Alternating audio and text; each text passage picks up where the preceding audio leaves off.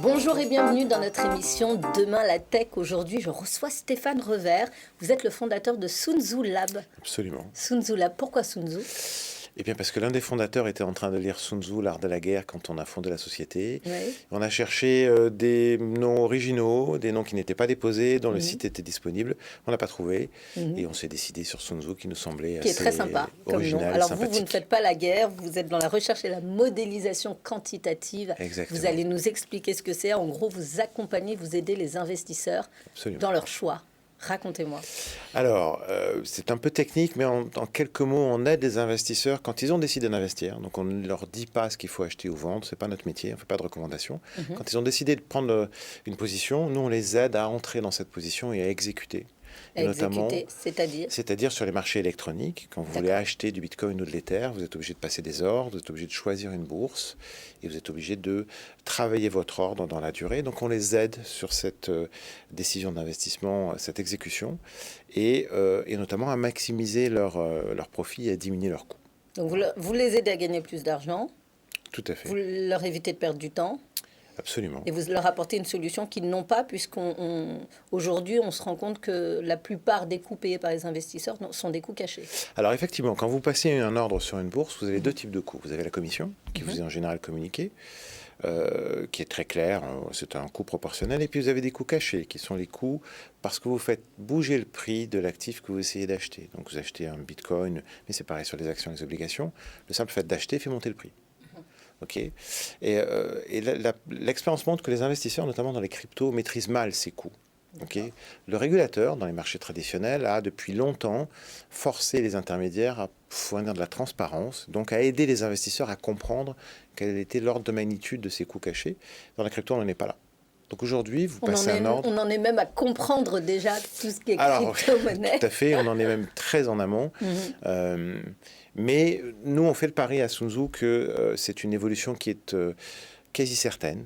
On ne peut pas dire quand est-ce que ça va arriver, mais enfin, le régulateur aujourd'hui frappe assez fort. Il a été très clair sur le fait qu'il veut intégrer la crypto dans le monde économique courant. Donc c'est plutôt une bonne nouvelle, mais avec de la transparence. Et donc les investisseurs sont en droit de dire, tu m'as répondu à un prix sur cette exécution, à un intermédiaire.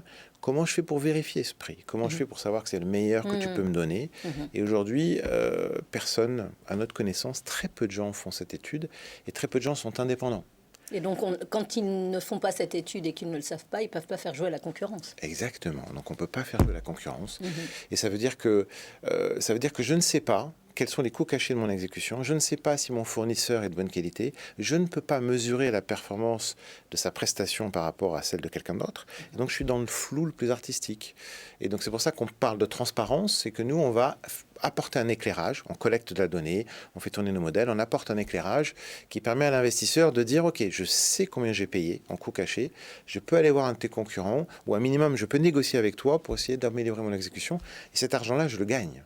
C'est un vrai gain pour moi, ou pour les investisseurs que je représente quand je fais de la gestion pour compte de tiers. Et ce n'est pas négligeable, vous nous parlez d'une personne qui investit 1 million d'euros par jour, économise 300 000 euros par an. Investi non transact, en fait. Quelqu'un qui achète ou qui vend 1 million d'euros par jour, qui fait 10 points de base d'économie, donc 0,10% d'économie, ce qui peut paraître assez faible, en fait. Mais si vous investissez 1 million d'euros tous les jours, vous faites le calcul, vous économisez 350 000 euros par an. Et cet argent-là, c'est une vraie économie. Ce n'est pas de l'argent factice, c'est une vraie économie, c'est de l'argent qui ne sort pas de votre poche. Et donc, quand on multiplie ça par des gérants qui traitent plusieurs dizaines de millions par jour, par semaine, ça fait beaucoup d'argent. Alors, on l'évoquait avant, les montants des commissions sur les marchés crypto, c'est de l'ordre de 25 à 50 milliards de dollars par an. Globalement aujourd'hui, ça fait que monter, bien sûr, parce que les activités, les actifs montent et puis il y a de plus en plus d'activités. On estime que les coûts cachés, donc l'impact, ce qu'on appelle le slippage en anglais, c'est-à-dire l'écart que vous avez entre un prix théorique et un prix réel, on estime que c'est du même ordre de grandeur. Ah oui. Donc on parle de montants de plusieurs dizaines de milliards d'euros sur lesquels il y a peu de transparence et sur lesquels aujourd'hui les intermédiaires ne sont pas mis en concurrence. Donc on comprend la pression du régulateur. Absolument. Alors juste pour terminer, vous avez dit quelque chose d'important tout à l'heure, vous êtes totalement indépendant, donc vous êtes sur un principe de recommandation, donc 100% fiable. Alors, quand je dis 100% fiable, on n'est jamais 100% fiable, mais ce que je veux dire, c'est que la personne qui... Vous l'êtes. Alors ça, vous allez m'expliquer, mais la personne qui vient vers vous, elle sait que vous n'avez pas d'intérêt. Exactement. C'est très important, c'est une des caractéristiques fondamentales de Sun Tzu.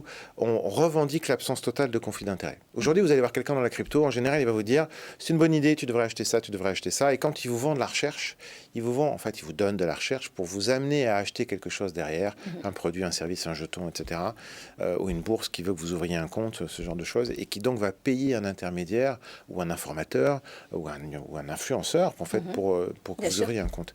Nous, on n'est pas du tout là-dedans. Notre seul modèle de revenu, c'est la recherche, donc on est totalement indépendant. Le capital de Sun Tzu qu'on est en train d'ouvrir n'est aujourd'hui pas ouvert, donc on n'est pas filial, on n'est pas affilié à qui que ce soit.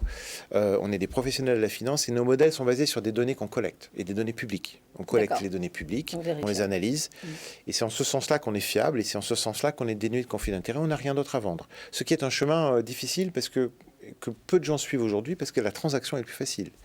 Et beaucoup de gens préfèrent l'aspect transactionnel, le trading, etc., à la recherche. C'est ce qui fait votre différence. Merci d'être venu nous parler de votre solution, donc Sun Tzu Lab.